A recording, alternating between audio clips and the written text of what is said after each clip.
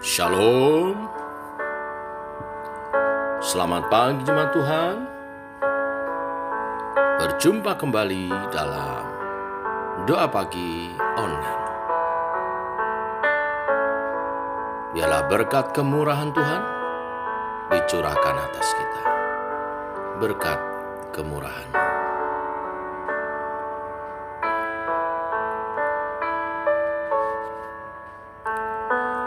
Kau hiasi kehidupanku dengan kemurahan-Mu. Kau rancangkan masa depanku penuh dengan harapan. Aku ada saat ini semuanya karena kasih-Mu. Aku hidup hari ini semua berkat kemurahan-Mu. Terima kasih Yesus, Engkau sangat baik, teramat baik bagiku.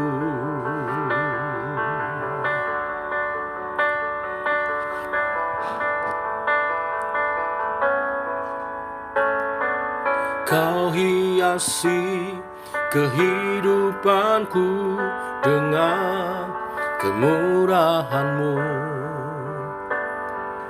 Kau rancangkan masa depanku penuh dengan harapan. Aku ada saat ini semuanya karena kasih-Mu. Aku hidup hari ini semua berkat kemurahan-Mu. Terima kasih Yesus, Engkau sangat baik, teramat baik bagiku. Oh, Kau baik Tuhan, berkat kemurahan-Mu tercurah atasku.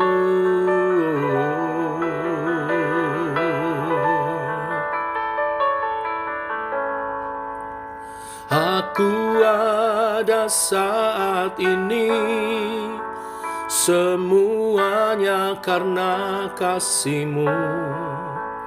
Aku hidup hari ini semua berkat kemurahan-Mu. Terima kasih Yesus, Engkau sangat baik, teramat baik bagiku. Aku ada saat ini semuanya karena kasih-Mu. Aku hidup hari ini semua berkat kemurahan-Mu. Terima kasih Yesus, Engkau sangat baik, teramat baik bagiku. Yesus, Engkau sangat baik, teramat baik bagiku.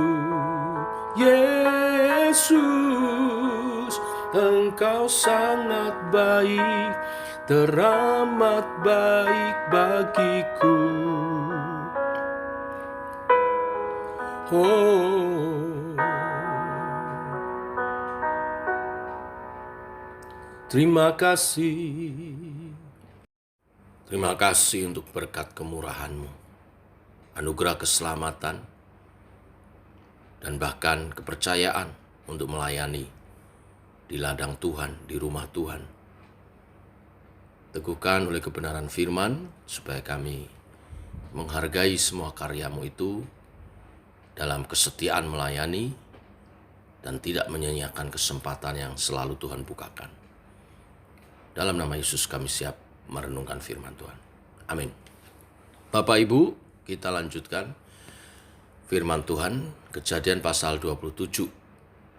Bapak Ibu bisa membaca dari ayat pertama, tetapi yang saya mau soroti masih berhubungan mulai dari ayat 41 sampai 46. Demikian firman Tuhan. Esau menaruh dendam kepada Yakub karena berkat yang telah diberikan oleh ayahnya kepadanya. Lalu ia berkata kepada dirinya sendiri, hari-hari berkabung karena kematian ayahku itu tidak akan lama lagi. Pada waktu itulah Yakub adikku akan kubunuh. Ketika diberitahukan perkataan Esau, anak sulungnya itu kepada Ribka, maka disuruhnyalah memanggil Yakub, anak bungsunya. Lalu berkata kepadanya, Esau kakakmu bermaksud membalas dendam membunuh engkau. Jadi sekarang anakku, dengarkanlah perkataanku, bersiaplah engkau dan larilah kepada Laban, saudaraku, ke Haran. Dan tinggallah padanya beberapa waktu lamanya, sampai kegeraman dan kemarahan kakakmu itu surut daripadamu. Dan ia lupa apa yang telah engkau perbuat kepadanya. Kemudian aku akan menyuruh orang menjemput engkau dari situ. Mengapakah aku akan kehilangan kamu berdua pada satu hari juga? Kisah perginya Yakub dari rumah orang tuanya dipicu oleh rasa dendam Esau kakaknya terhadapnya. Permusuhan semacam itu telah merusak keutuhan dan keharmonisan keluarga Ishak. Kemarahan Esau membuat Yakub takut. Yakub menyadari bahwa dirinya telah 2 kali memperdaya Esau, yaitu menukar semangkok sup kacang merah dengan hak kesulungan dan merampas berkat Esau dengan cara menipu Ishak dengan menyamar menjadi Esau. Karena itulah Yakub harus melarikan diri ke Haran, wilayah Mesopotamia, karena diancam akan dibunuh oleh Esau. Di Haran Yakub akan bertemu dengan pamannya Laban. Nah, sejak saat itu Ishak dan Ribka tidak pernah lagi bertemu Yakub. Inilah tragedi kehidupan dalam keluarga Ishak. Kita bisa mengambil beberapa hal. Yang pertama adalah kecerobohan Esau sehingga terlepas hak kesulungannya. Walaupun Yakub menipu, tetapi sebenarnya hak kesulungan itu tidak akan lepas bila Esau tidak ceroboh. Hak kesulungan adalah hak memimpin keluarga dan juga hak sebagai imam. Olehnya, siapa yang mendapat hak kesulungan mendapat berkat 2 kali lipat, warisan keluarga. Hak kesulungan itu sebetulnya adalah milik Esau yang memang adalah anak sulung. Tetapi Esau ceroboh. Kenapa? Ia memandang ringan. Ia melupakan kesempatan utama sebenarnya memang adalah milik dia. Tetapi karena sikapnya, maka hak kesulungan itu berpindah ke Yakub. Hak kesulungan saat ini bisa juga dimaknai kesempatan untuk melayani Tuhan. Sesungguhnya melayani Tuhan, menjadi seorang pengurus, menjadi seorang hamba Tuhan, itulah ada hak kesulungan dari Tuhan. Anugerah dari Tuhan yang diberikan kepada setiap kita. Orang yang diberi kesempatan pertama memiliki hak kesulungan itu. Tapi dari kisah ini kita bisa melihat bahwa bila kita ceroboh, memandang ringan hal itu, Tuhan bisa mengalihkan kesempatan melayani, kesempatan untuk memuliakan Tuhan kepada orang yang dikenalnya.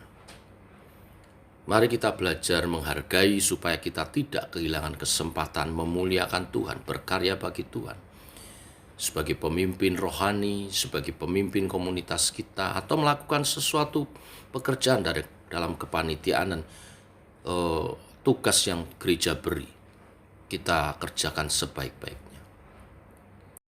Yang kedua, menjawab pertanyaan mengapa tragedi itu harus terjadi dalam keluarga Ishak. Apakah Allah mengizinkan hal itu terjadi atas kehidupan umatnya? Ternyata bukan. Kita belajar bahwa sumber tragedi merupakan cacat dan cedera kemanusiaan yang dipicu oleh hawa nafsu dan keserakan manusia untuk menguasai lebih banyak dari sesamanya. Sesungguhnya berkat itu diberikan oleh Allah kepada orang yang diperkenankan. Tidak perlu kita berusaha secara menghalalkan segala cara dengan kelicikan dan ketamakan. Berkat sejati akan diberikan Allah kepada kita melalui jalan kerendahan hati, kejujuran, dan bekerja keras. Karena itu janganlah biarkan kebencian, kemarahan, dan dengki menguasai hidup kita. Hendaklah kita memancarkan cinta kasih dalam berelasi dengan sesama, dalam keluarga kerajaan Allah, karena hanya dengan cinta kasih kita bisa menyembuhkan dan membangun kerajaan Allah yang dipercayakan untuk kita kelola. Tuhan memberkati. Mari kita berdoa. Bapa, kami mengucap syukur oleh kasih dan anugerah-Mu. Sekali lagi hari ini kami bangun dalam keadaan sehat, itu anugerah-Mu. Itu artinya Engkau memberi kesempatan kami berkarya satu hari lagi untuk kerajaan Allah, di mana kami ditempatkan bersama-sama dalam Shema Church. Miniatur kerajaan Allah disunter melalui hamba-Mu dan juga rekan-rekan sepelayanan. Ini hak kesulungan yang Tuhan percayakan untuk kami kelola dengan sebaik-baiknya. Jangan satupun di antara kami memandang ringan hal ini sehingga mengabaikan. Karena Tuhan lebih dahulu memperkenan. Tuhan tolong supaya kami dapat mengerjakan tugas-tugas kami sebaik-baiknya. Tuhan berkati, rahmati program-program gereja Tuhan yang telah Engkau sampaikan melalui visi kepada hamba-Mu yang akan dilaksanakan untuk menjadi kegiatan-kegiatan daripada gereja-Mu. Berkati jemaat Tuhan, berkati iman percaya bertumbuh di dalam Engkau, berkati dalam pertumbuhan iman yang berbuah, manis dan tetap buahnya bagi Tuhan dan bagi sesama, bagi pekerjaan Tuhan. Kerajaan Allah dinyatakan di muka bumi ini. Berkati setiap keluarga, usaha pekerjaan mereka, tidak ada yang berkekurangan. Bahkan janji kelimpahan Engkau nyatakan. Berkati rumah tangga dalam keharmonisan. Berkati anak cucu masa depan mereka. Berkati pergaulan mereka. Terima kasih Tuhan, kami melangkah bersama dengan Tuhan sepanjang hari ini. Dalam berkat rahmat, kemurahan-Mu. Dalam nama Yesus kami berdoa, kami bersyukur. Amin. Demikian saudara doa pagi kita. Selamat pagi, selamat berjalan bersama dengan Tuhan. Shalom.